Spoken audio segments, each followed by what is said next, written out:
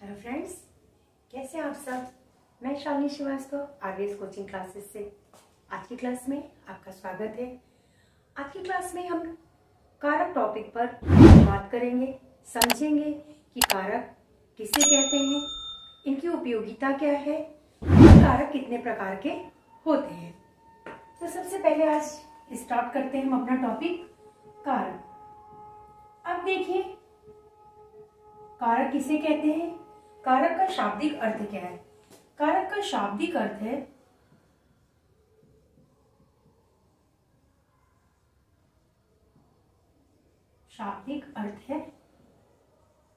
करने वाला। कारक का शाब्दिक अर्थ क्या है, करने वाला। अब देखिए, करने वाला जैसे लाभ कारक,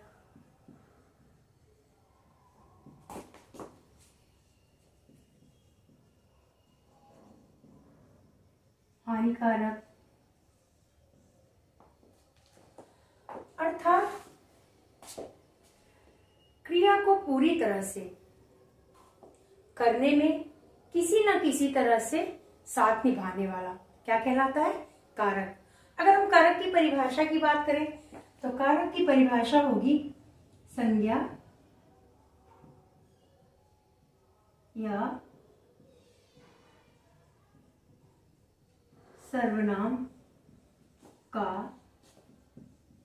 क्रिया के साथ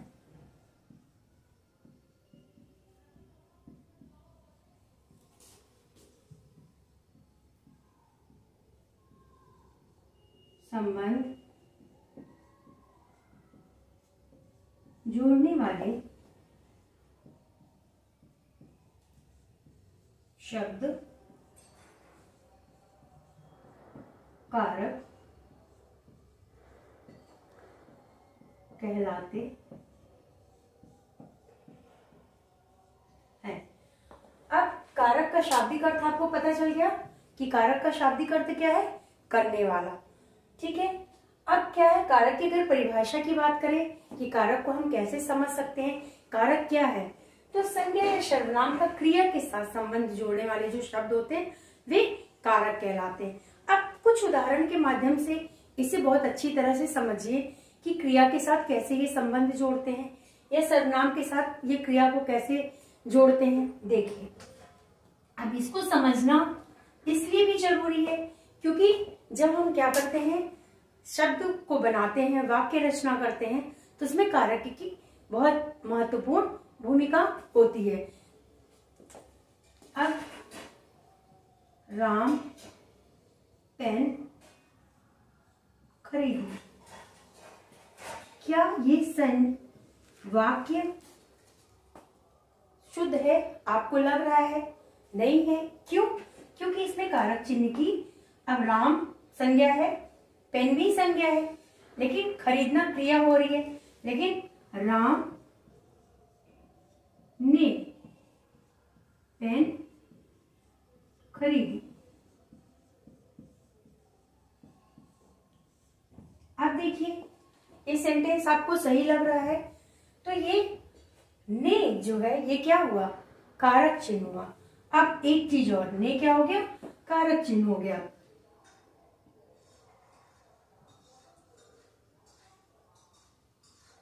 रमा पेन से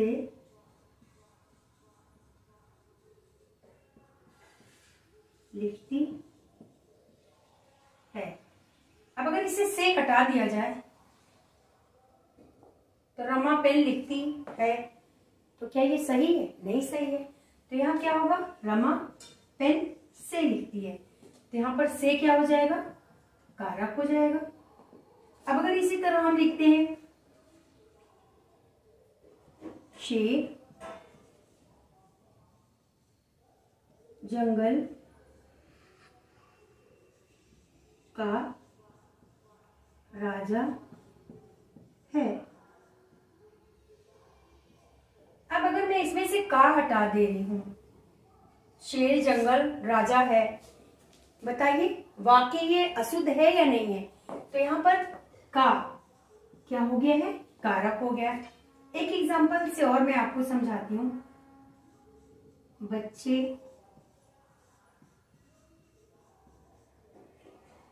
बिस्तर पर बैठे हैं। अब देखिए, इसमें से पर हटा दीजिए, बच्चे बिस्तर बैठे हैं। देखिए अशुद्ध है, तो यहां पर कौन सा कारक लगा हुआ है, यहां पर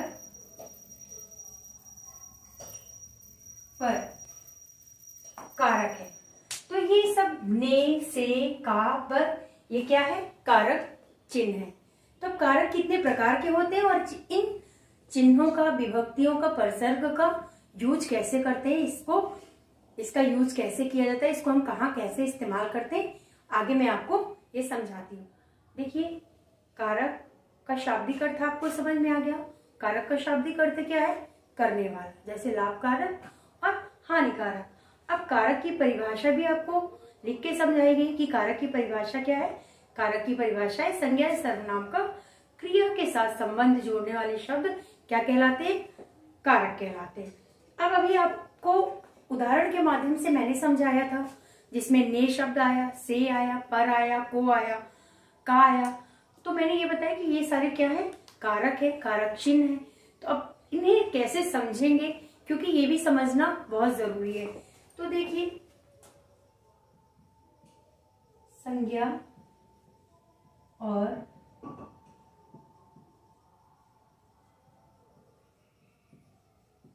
सर्वनाम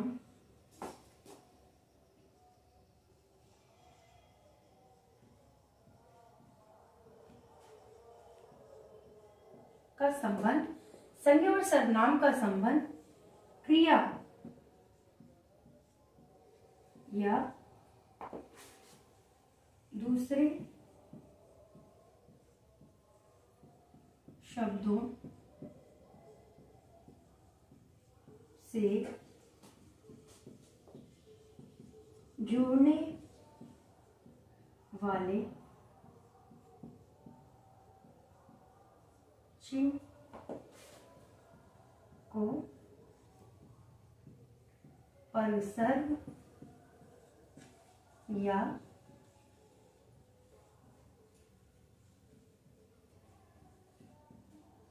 विभक्तियां कहते हैं।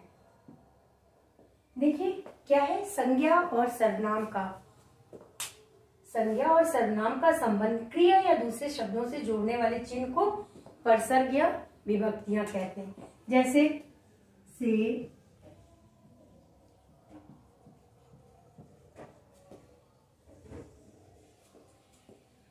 ने, को,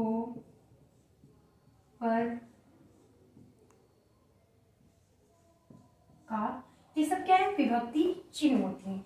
क्या होती हैं, विभक्त चिन्ह होती हैं। अब बात करते हैं कि कारक के प्रकार। कारक के कितने प्रकार, कारक के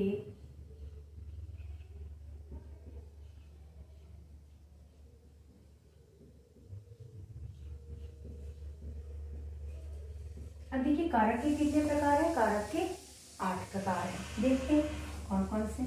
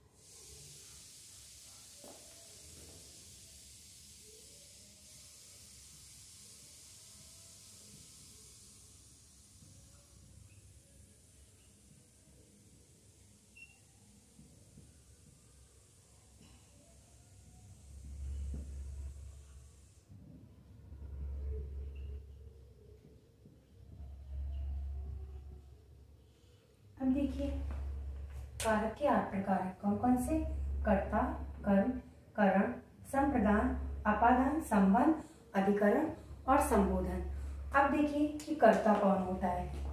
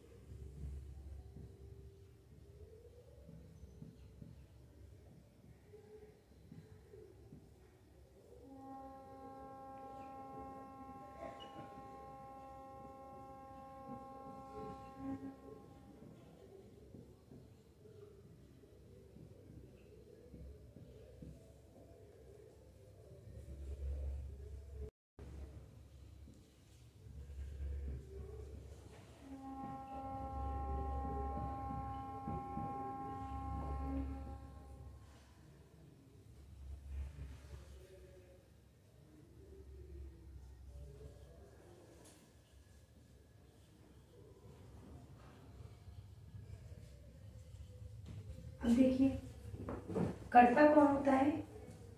कर्ता होता है क्रिया को करने वाला। कर्ता कौन होता है?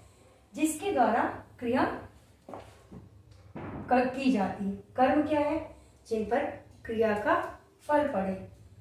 करण क्या है? क्रिया करने का साधन, यानी जिससे हम क्रिया करते हैं। संप्रदान क्या है? जिसके लिए क्रिया की जाए। अपादान किसी भी चीज से क्या हो जाना? अलग हो जाना। संबंध कारक क्या होता है? संबंध दर्शाने वाला।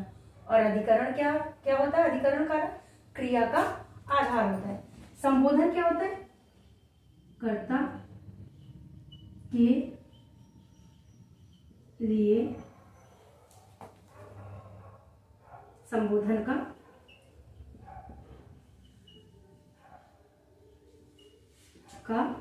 रूप।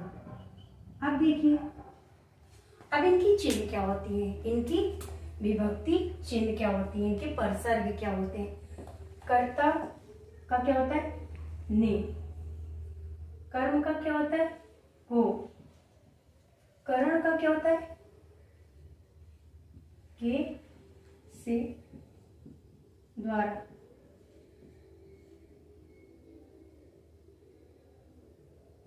से या के द्वारा। संप्रदान के लिए।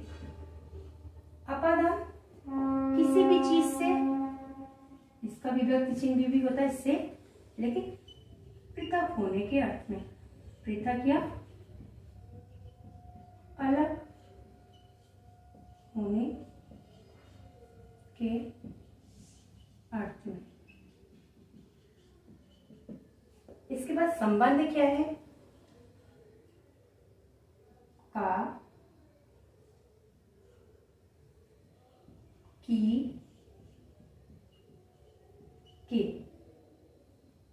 फिर रा, री, रे।